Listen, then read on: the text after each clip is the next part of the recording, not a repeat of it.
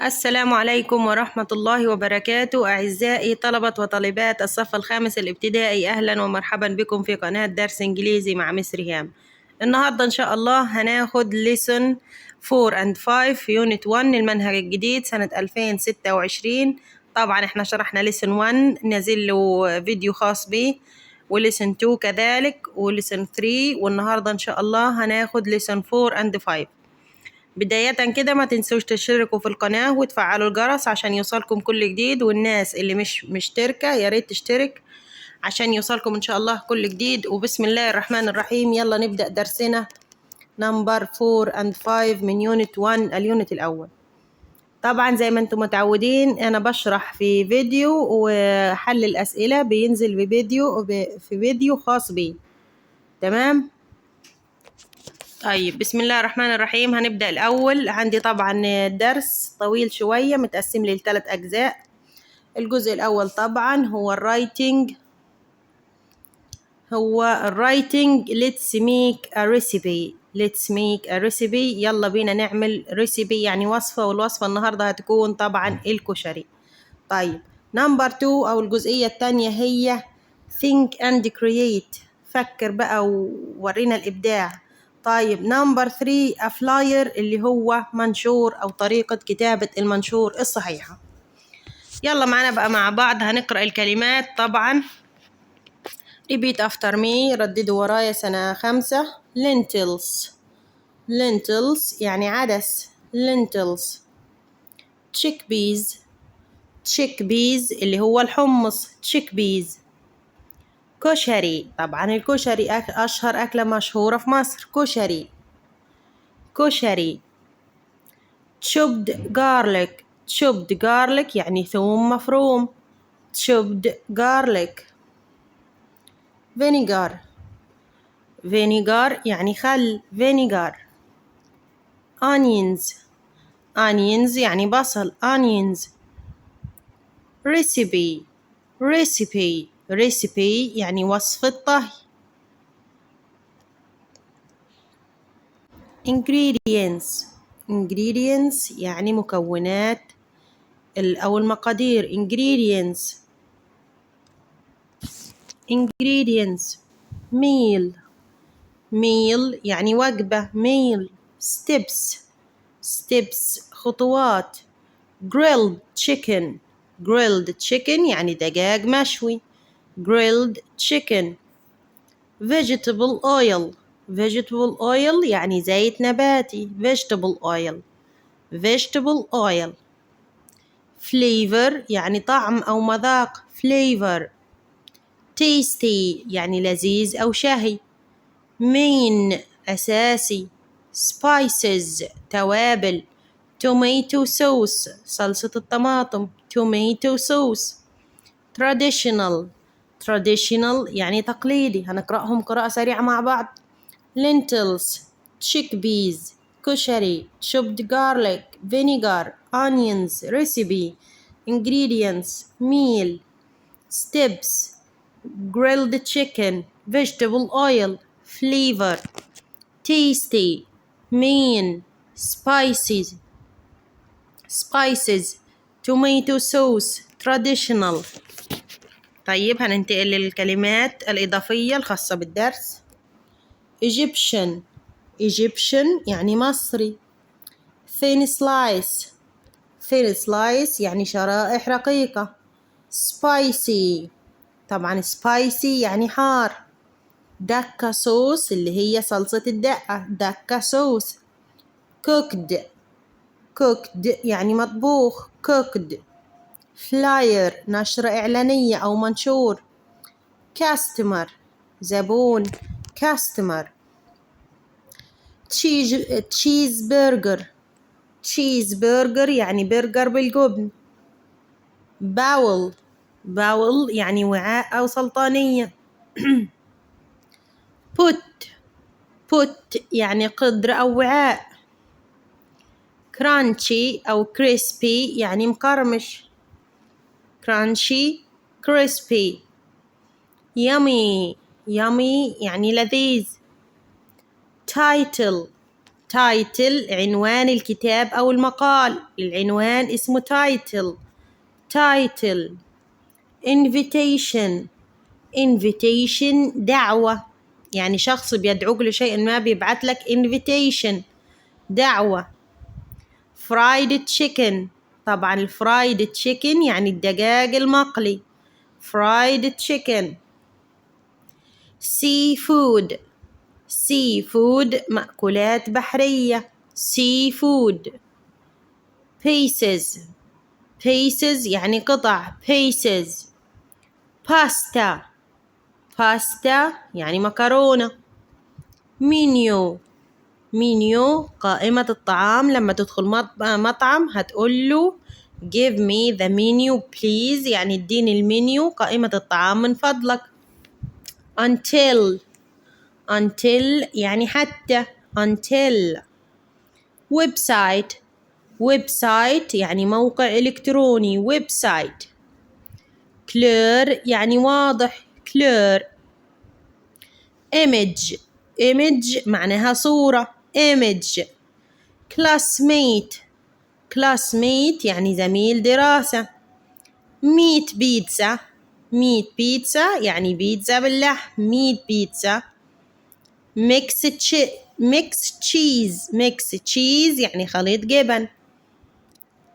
هنقرأهم قراءة سريعة مع بعض، رددوا ورايا بسرعة يا سنة 5. Egyptian thin slice spicy dakka sauce cooked flyer customer cheeseburger bowl put crunchy crispy yummy title invitation fried chicken seafood pieces pasta menu until website clear image classmate meat pizza mixed chicken mixed cheese.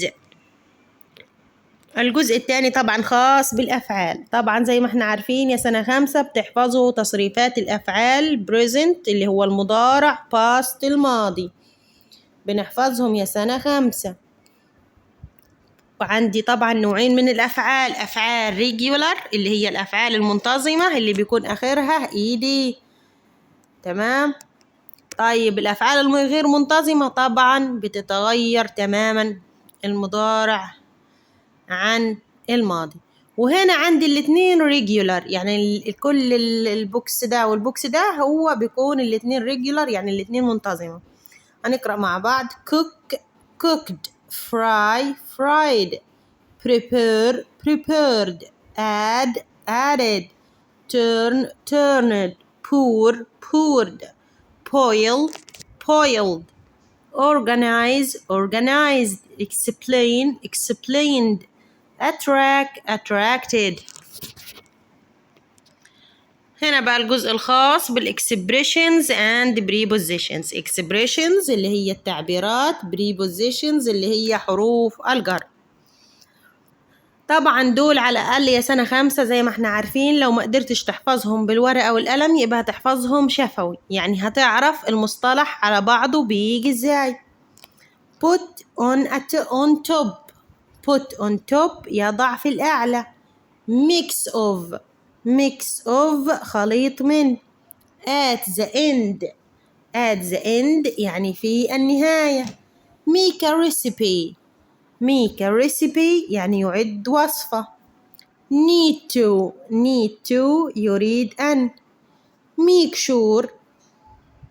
make sure يعني يتأكد. cut into يقطع إلى. sliced onions for frying يعني يقطع أو بصل مقطع إلى شرائح عشان للقلي، يعني عشان يتقلي. طيب turn brown يعني يتحول إلى اللون البني. for more flavor عشان نزود الطعم أو نزود المذاق. for more flavor. a pot with water يعني إناء به ماء. make كشري very yummy يجعل الكشري لذيذ جدا. make كشري very yummy. طيب الجزء الثاني طبعا هي الكلمات اللي بنستخدمها في جمل. طبعا الكلمات اللي بنستخدمها في جمل عندي كشري وميل. كشري يعني وجبة، وميل كشري يعني كشري، وميل يعني وجبة. كشري is tasty, a tasty Egyptian meal with many simple ingredients. طيب الكشري هو أكلة مصرية تتكون من المكونات البسيطة. طيب تاني جزء lentils sauce. I liked to put lentils and tomato sauce in it. أنا بحب أحط له الحمص أو سوري العدس وكمان صوص الطماطم. تمام. flavor crispy onion. flavor يعني طعمة، crispy مقرمش، onions يعني بصل مقرمش. طيب you can add more sauce for more flavor and crispy onions on كشري. يعني احنا ممكن نضيف العديد من الصوصات لكي نجعل طعمة الكشري عشان نجعل الطعم أقوى. وكمان ممكن نضع الكريسبي أونيون اللي هو البصل المقرمش on كشري على الكشري. طيب عندي traditional food. traditional طبعا يعني تقليدي، food يعني طعام. كشري is a traditional Egyptian food يعني الكشري هو طعام مصري تقليدي. تمام. طبعا الحل هينزل في فيديو الحل الخاص بيه. هنا طبعا listening and reading الاستماع والقراءة. هتسمعوا مني يا سنة 5 وهتحاولوا تقرأوا وحدكم في البيت. طيب عنوان الفقرة my favorite Egyptian food. my favorite Egyptian food يعني طعامي المصري المفضل. my favorite Egyptian food. كشري is a tasty Egyptian meal with many simple ingredients in one bowl. الكشري هو أكلة مصرية مع العديد من المكونات البسيطة in a one bowl في إناء واحد. First أولا you need to cook rice in a pot. لازم نضع الأرز في إناء with water فيه مية.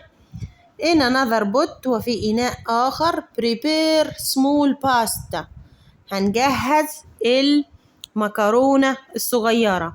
then ثم boil lentils in water. هنغلي العدس في الماء.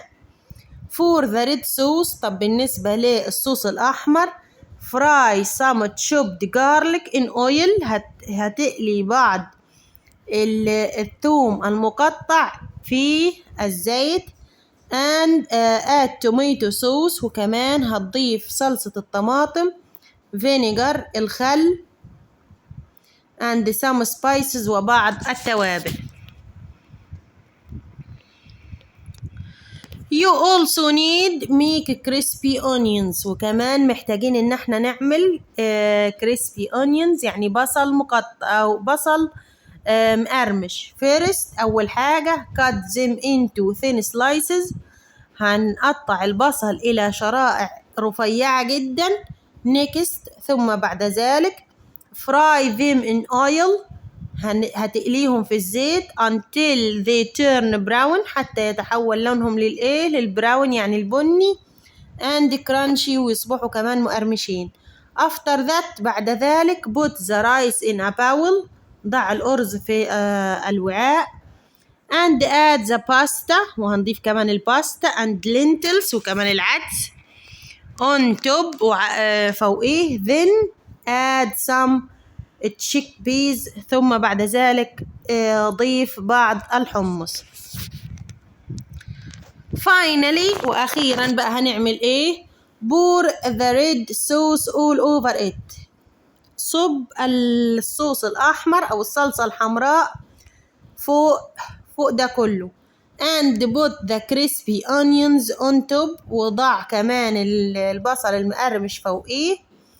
there are 2 more sauces you can add for more flavor. وكمان ممكن تستخدم صوصين تانيين آخرين عشان تأخذ طعم أقوى for more flavor. one is a spicy tomato sauce. واحد منهم هو طماطم spicy يعني ايه؟ يعني حراقة جدا. and the other is دقة which is made with garlic and vinegar. والتاني هي الدقة اللي بتكون مصنوعة من الجارليك اللي هو الثوم and vinegar اللي هو الخل. This mix of foods make كشري very yummy. والخليط ده بيجعل الكشري very yummy يعني لذيذ جدا. كشري is a traditional Egyptian food. الكشري هو أكلة تقليدية مصرية.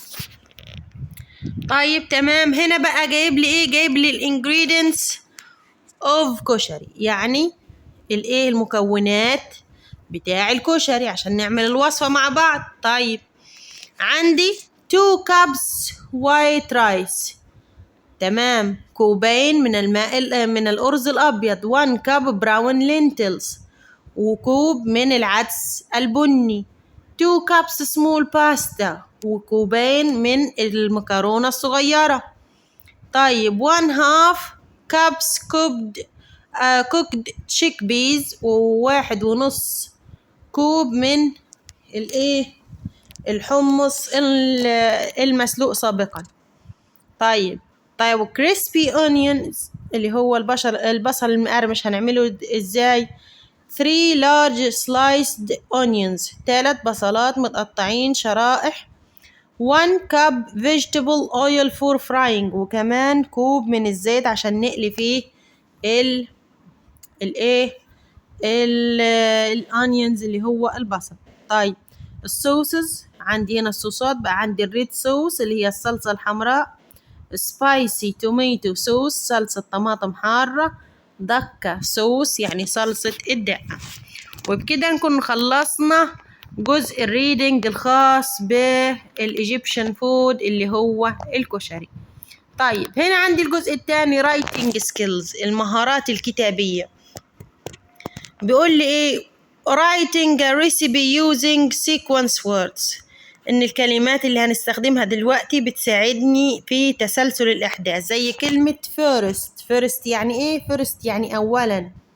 وكمان عندي then ثم، after that بعد ذلك، next التالي، finally واخيرا. الكلمات دي بنستخدمها عشان تخلي الباراجراف بتاعك أكثر قوة وأكثر تماسك. هنا بيقول لي بقى إيه؟ instruction for writing a recipe of your favorite food. طيب لو طلب منك تكتب وصفة هتعمل إيه؟ Number 1 choose your favorite food. هنختار طعامك، تختار بدقة طعامك المفضل. think about how it made. كمان هتفكر هو إزاي بيتعمل. what happens first what come next. يعني هنعمل ايه الاول وبعدين هنعمل ايه. number 3 use sequence words to organize your steps. وكمان هتستخدم الكلمات اللي قلناها فوق دي اللي هي بتاع التسلسلات عشان ترتب خطواتك. رابع حاجة write 30 or 40 words showing the steps. اكتب من 30 إلى 40 كلمة بتعرف showing the steps لتوضيح هذه الخطوات. add a title. وكمان مهم جدا انك انت تضيف title. يعني ايه؟ يعني تضيف عنوان. how to make كيف تصنع. ونجيب هنا الاسم بتاع الطبخة بتاعتك المفضلة. طيب glow or draw a picture of your favorite food. وكمان ممكن ايه؟ ألصق أو ارسم رسمة عن طعامك المفضل. تمام جدا. على سبيل المثال هنا هو مطبق لي بقى الايه؟ الكلمات او النصائح اللي قالها هنا. An example for using sequence words to organize the steps of كشري recipe. هنا بيقول لي هو استخدم لي الخطوات او السيكونس ووردز اللي هي الكلمات التسلسلية عشان يعمل باراجراف عن الكشري. قال لي ايه الاول؟ قال لي first اولا cook rice in a pot and pasta in another pot then boil lentils. طيب next بعد ذلك fry some chopped garlic in oil and add tomato sauce. حمر بعض الثوم في الزيت وضع بعض الطماطم. ثم make crispy onions, cut them into thin pieces and fry them. يعني هتقطع البصل إلى شرائح رفيعة جدا وبعدين تقليهم. After that بعد ذلك put the rice in a bowl and add the pasta and lentils. هحط المكونات بقى وضيفهم في طبق. Next بعد ذلك pour the red sauce. هتحط الصلصة الحمراء بعدين and put the crispy onion on it. وضع السمك البصل المقرمش فوقيهم. Finally أخيرا بقى add spicy sauce at the end. هتضع السبايسي صوص يعني الصوص الحار في النهاية. طيب نمبر 2 بقى making a flyer about your favorite restaurant. عمل منشور عن مطعمك المفضل. هنتعلم مع بعض ازاي نعمل منشور او ازاي ايه الحاجات المهمة اللي نعمل بها المنشور ده. The flyer should have يجب ان هو يحتوي على ايه؟ المين headings اللي هو العنوان. طيب sub headings يعني عنوان فرعي. image وكمان لازم يكون فيه صورة. menu قائمة. call to action عبارة تحفيزية لإيه؟ للمنشور. طيب بيقول لي إيه؟ العنوان الرئيسي هو العنوان الكبير اللي هو عنوان الدرس أو عنوان الفقرة أو عنوان الموضوع اللي أنت هتتكلم فيه. A main heading is a big title. طيب a sub heading اللي هو الفرعي بقى is a smaller title هو عنوان أصغر. An image is a photo or drawing. الصورة هتكون يا إما صورة يا إما رسمة. A menu attracts customers. والقائمة بتعمل إيه؟ بتجذب العملاء. Number 5 a call to action is an invitation. الدعوة هي اتخاذ إجراء بمثابة دعوة إيه؟ مفتوحة للعميل لاتخاذ إجراء مثل الشراء أو التسجيل. هنا طبعا عندي writing skills. طبعا عايزني بقى اتدرب على الحاجات دي. هتنزل لكم ان شاء الله في الفيديو الخاص بالحل. وهنا جايب لي مثال. وبكده نكون خلصنا شرح lesson 4 and 5. وان شاء الله انتظروني في الفيديو القادم الخاص بحل التدريبات.